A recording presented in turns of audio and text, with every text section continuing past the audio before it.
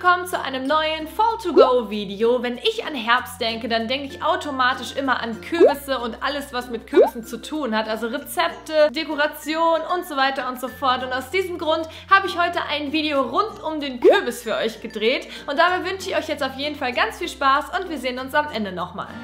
Jeden Herbst freue ich mich auf den Pumpkin Spice Latte von Starbucks und heute zeige ich euch, wie man den ganz einfach zu Hause machen kann. Ihr benötigt dafür Pfeffer, 2 Shots Espresso, Vanillearoma, 2 Esslöffel Kürbispüree, Zucker, Sprühsahne, Milch. Hier habe ich auch sehr fettige Milch genommen, 3,8% glaube ich. Und dann benötigt ihr noch Pumpkin Spice Gewürz. Gibt es fertig nur in Amerika zu kaufen, glaube ich. Kann man aber ganz einfach selber machen. Das Rezept findet ihr in der Infobox. Jetzt nehme ich 2 Esslöffel Kürbispüree und tue die in einen Topf zusammen mit etwas Pfeffer und einen halben Teelöffel von unserem selbstgemachten Pumpkin Pie Gewürz. Dann gebe ich noch 2 Esslöffel Zucker hinzu und so ein Fläschchen Vanillearoma. Wenn ihr richtigen Vanilleextrakt da habt, dann ist das natürlich noch besser. Das Ganze lasse ich dann so lange köcheln, bis eine sirupartige Konsistenz entsteht und dann gebe ich auch schon 2 Tassen Milch hinzu.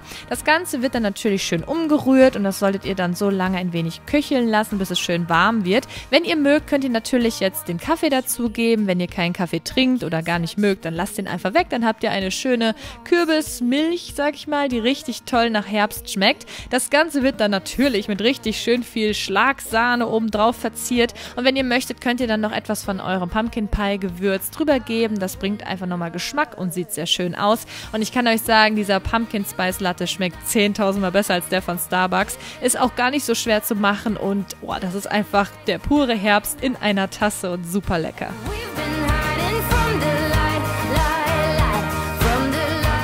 Es vergeht wirklich kein Jahr, in dem ich nicht diese leckere Kürbissuppe koche. Und da möchte ich euch heute mein liebstes Rezept verraten. Und hier seht ihr auch schon die Zutaten im Überblick, die ihr dafür braucht. Wir starten natürlich mit unserem Kürbis. Und da könnt ihr wirklich jede Kürbisvariante nehmen, die ihr möchtet. Ich habe mich hier für einen Butternut-Kürbis entschieden.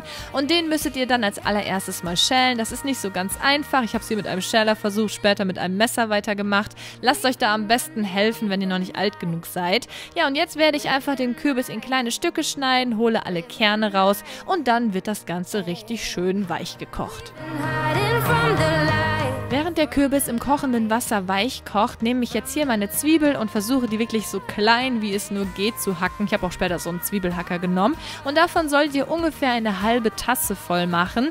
Die Zwiebeln werden wir jetzt in der heißen Pfanne anbraten, zusammen mit einem richtig schönen großen Stück Butter, damit nichts anbrennt. Das solltet ihr wirklich so auf mittlerer Hitze machen, damit die Zwiebeln auch nicht zu schwarz werden. Und in der Zwischenzeit können wir dann auch schon unseren ganz, ganz weich gekochten Kürbis pürieren mit einem Pürierstab oder in einem Mixer, wie es euch am besten passt und was ihr zu Hause habt.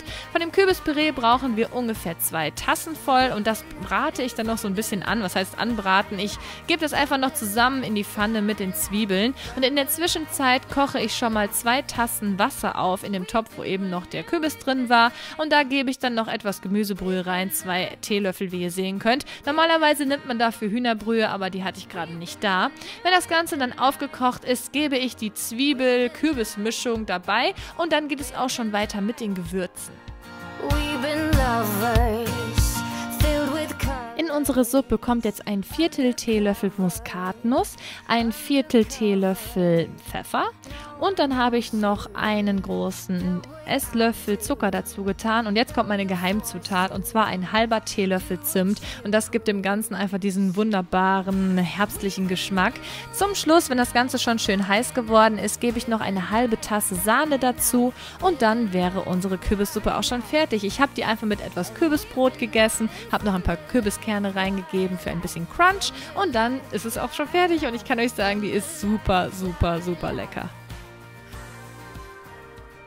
Was darf bei einem Video rund um den Kürbis natürlich nicht fehlen? Eine Halloween-Kürbislaterne selbst zu machen. Und da habe ich hier so einen großen orangenen Kürbis gekauft und als erstes mit einem Elektromesser den Deckel, sage ich mal, abgeschnitten. Also einfach ein paar Zentimeter unterhalb von dem Stiel. Und da Kürbisse doch sehr hart sind und es nicht so einfach ist, die zu schneiden, lasst euch unbedingt helfen von Mama, Papa, wem auch immer.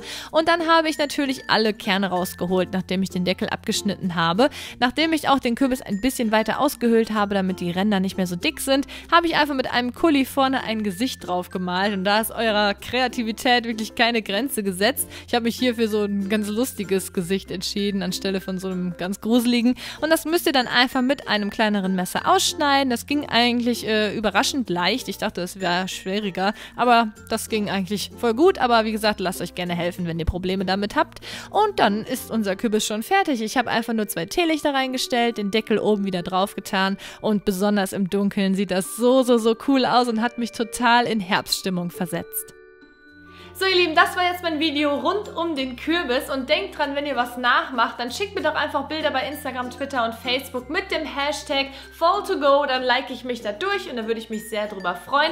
Ansonsten würde ich mich natürlich auch über einen Daumen nach oben freuen, wenn euch das Video gefallen hat und euch generell die Fall2Go-Reihe bisher gefallen hat. Und dann verlinke ich jetzt noch neben mir meine letzten beiden Videos, schaut da gerne auch mal rein und dann sehen wir uns mit einem neuen Video ganz bald wieder. Tschüss!